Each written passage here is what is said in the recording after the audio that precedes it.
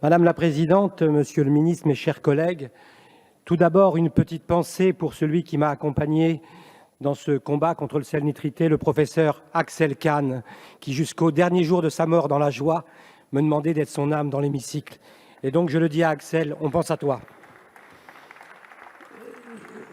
Je souhaite dire que ce texte a été voté en commission des affaires économiques à l'unanimité des partis politiques. Et donc, c'est un texte co-construit et collégial. Je tiens à remercier, bien évidemment, Michel Crouzet et Barbara Bessot-Ballot, grandes défenseurs de la gastronomie française et co-rapporteurs de notre mission d'information ayant abouti à cette proposition de loi. Je tiens également à remercier Cédric Villani qui a accompagné, au nom de l'Assemblée nationale, la démarche scientifique. Je tiens à souligner également que Sébastien Jumel, en audition et en commission, a été vraiment d'une grande défense sur le sujet.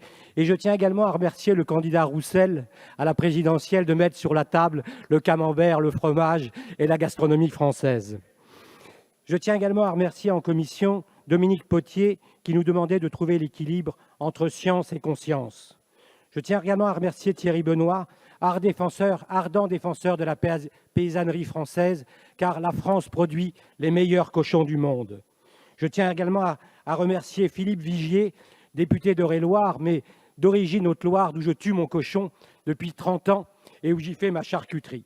Ainsi, je tiens également à remercier les administrateurs et plus particulièrement Diane Boucher, qui nous a tant apporté tout au long de ce travail. Enfin, je tiens à remercier mes collègues du groupe Bodem qui, malgré quelques pressions, m'ont apporté leur soutien sans faille. L'alimentation, c'est l'histoire de l'humanité. Des cavernes, où l'homme est cueilleur nomade, à la sédentarisation, où il invente l'agriculture. L'alimentation est partout. Chaque religion y a ses rites. Les révolutionnaires, eux, y décrochent les tableaux de la scène biblique pour les remplacer par les tableaux des banquiers républicains. La table est donc l'histoire de tous. Comment sont apparus les mets qui composent la gastronomie française? La table française, c'est le produit d'une histoire multimillénaire, une histoire au cours de laquelle, de génération en génération, de paysan en paysan, de charcutier en charcutier, un patrimoine de produits, de tours de main et de technologies s'est constitué. Regardez les fromages. Le lait frais s'abîme en quelques jours. Mais si on transforme ce lait en fromage, on dispose d'un produit qui se conserve, que l'on peut échanger, qui permet de s'alimenter même lorsqu'on est loin du troupeau. La tome de fromage, si chère au président Mignola dans ses montagnes, les hommes du passé l'ont mise au point afin de pouvoir disposer d'une façon de conserver le lait, délicieuse source de protéines et de calcium. Pareil pour la charcuterie. La charcuterie, c'est de la viande fraîche qu'on a transformée pour la rendre consommable plus tard. Nos lointains ancêtres ont mis au point ce procédé génial qui a permis de transformer une pâte de cochon en jambon. Les hommes du passé l'ont mis au point afin de pouvoir disposer d'une façon de conserver la matière carnée. Ma grand-mère disait « c'est pas le moyen de passer l'hiver ». Alors que la viande de porc fraîche s'abîme à toute vitesse, la viande transformée en charcuterie se conserve, à l'origine grâce à un ingrédient magique, le sel. Je ne parle pas de sel nitrité ni de salpêtre. Pendant des millénaires, on a fabriqué des charcuteries en employant de la viande de porc et du sel, du simple sel, comme l'excellent jambon de Bayonne. C'est toujours comme ça qu'on fait dans certains villages de Corse, si chers aux députés Pupponi, Aquaviva et Mattei. Ou encore, une fois, chez les meilleurs fabricants de jambon de Bayonne. Ou chez les authentiques fabricants de saucissons de nos régions, d'Auvergne ou même de charcuterie alsacienne. La gastronomie, c'est aussi l'art de l'intégration réussie. La pizza et le couscous, n'en déplaise à certains, sont les deux plats préférés des Français. La gastronomie est toujours source d'intégration quand elle est forte sur ses bases. Puis est arrivée la révolution mondialisée, de la chimie triomphante. Des chimistes audacieux ont mis au point des techniques pour simplifier la transformation de la viande, pour l'accélérer, pour améliorer l'aspect visuel des produits obtenus, pour standardiser les procédés.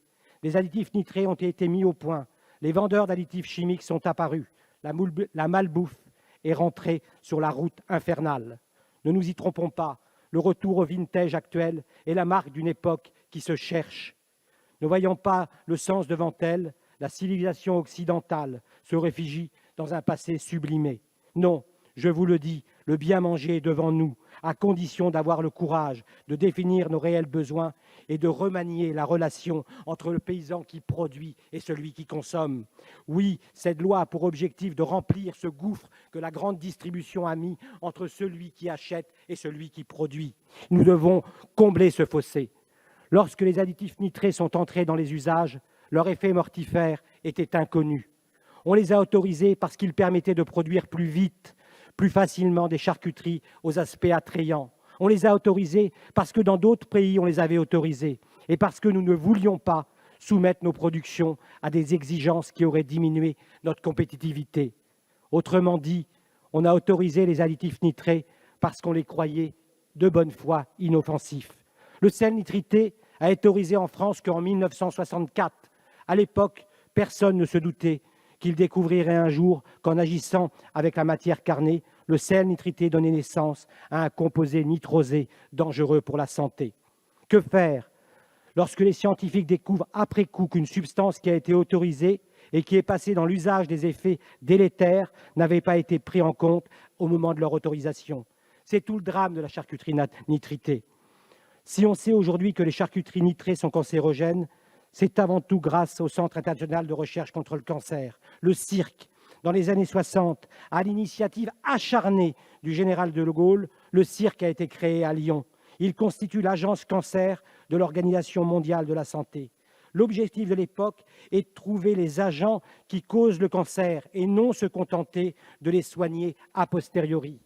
Le CIRC qui a identifié l'effet cancérogène des composés nitrosés. C'est le CIRC qui a classé la charcuterie comme cancérogène avéré. Oui, je dis bien avéré. Au lieu d'embrasser les nouvelles connaissances scientifiques, certains industriels ont sorti les crocs et se sont blindés dans le déni. La tête dans le sel nitrité, le nez dans les comptes et la morale dans le cosmos. Aujourd'hui, le lobby de la charcuterie nitrée voudrait faire croire que les résultats du CIRC étaient erronés. D'après leur porte-parole, le CIRC s'est trompé, tout simplement. Ou alors, plus subtil encore, mais tout aussi mensonger, les résultats obtenus par l'Agence mondiale de la santé ne concernent que l'étranger, pas la France. Pour eux, le jambon nitrité américain tue, mais le jambon nitrité français, par miracle, serait indemne. Au résultat des experts du CIRC, les industriels et certains industriels voulaient qu'on préfère des résultats de quelques scientifiques rares qui sont rémunérés grassement. On voit aujourd'hui certains scientifiques français, pourtant payés avec les deniers publics, signer en parallèle des contrats de collaboration avec l'industrie des viandes nitrées. On peut le faire, mais on doit le déclarer. Pour quelques millions d'euros, ces scientifiques en apparence bien sous tout rapport, mais à la déontologie suspecte, le font et ne vous le disent pas. Il est trop souvent trop tard pour fabriquer du cognitif faux. Aux tricheurs, je le dis solennellement, on vous regarde. Cette loi propose le principe d'une trajectoire de suppression des additifs nitrés. Mais au-delà de ça, cette loi pose la question fondamentale que nous devons avoir ici, la vigilance de protéger les plus pauvres. Je le dis à ceux qui ont cru pouvoir tenir et venir en commission et en mission d'information nous mentir que nous serons vigilants. Nous avons l'œil, le Parlement est là pour protéger les Français, et notamment les plus pauvres. On vous demandera des comptes, car on doit protéger les Français. Nous sommes ici la représentation tous du peuple français. Nous avons le devoir d'être la vigie de la bonne santé. Cette proposition de loi est historique. C'est le rendez-vous du législateur avec le progrès de la science et de la demande sociétale. Les plus rétrogrades des industriels des viandes nitrées nous demandent de ne rien faire, d'attendre, toujours attendre, encore attendre, ou de faire, mais alors au ralenti, en préservant leur intérêt. Pour eux, chaque mois qui passe est un répit financier. On ne peut pas laisser les Français démunis devant une telle catastrophe. Si d'aventure les lobbyistes et leurs divers relais arrivaient à influencer l'expertise, il sera de notre responsabilité de dénoncer s'il y a lieu. La politique doit toujours l'emporter sur l'économique. Nous dénoncerons le copinage, le pantouflage. Comment tolérer qu'après avoir travaillé aux côtés de l'administration comme haut fonctionnaire, ce même haut fonctionnaire aille se remplir les poches en monnayant son entre-gens et ses réseaux, en travaillant pour les lobbying des viandes nitrées? Ces petits arrangements avec la déontologie gangrènent la confiance des citoyens en leur institution. Ils sont le cancer de la démocratie. Si la loi protège moins vite que les entreprises citoyennes, comme Yuka ou les associations comme la Ligue contre le cancer, alors les citoyens se détourneront des urnes et de la démocratie au profit d'une jungle où le prêt-à-penser populiste et manipulatoire sur les réseaux sociaux.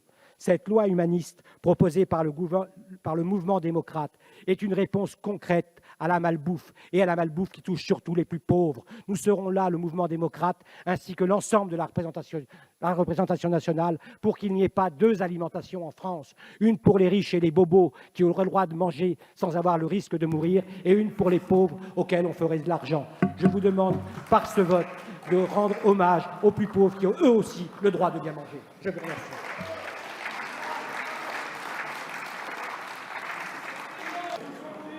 Nous allons maintenant procéder au scrutin. Je vais mettre aux voix la proposition de loi et vous prie de regagner vos places.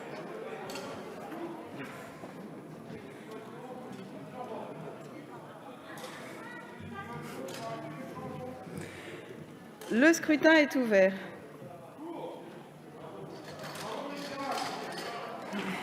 Le scrutin est clos. Voici le résultat du scrutin. Votant 95, exprimé 94, majorité 48 pour, 93 contre 1. Elle est adoptée.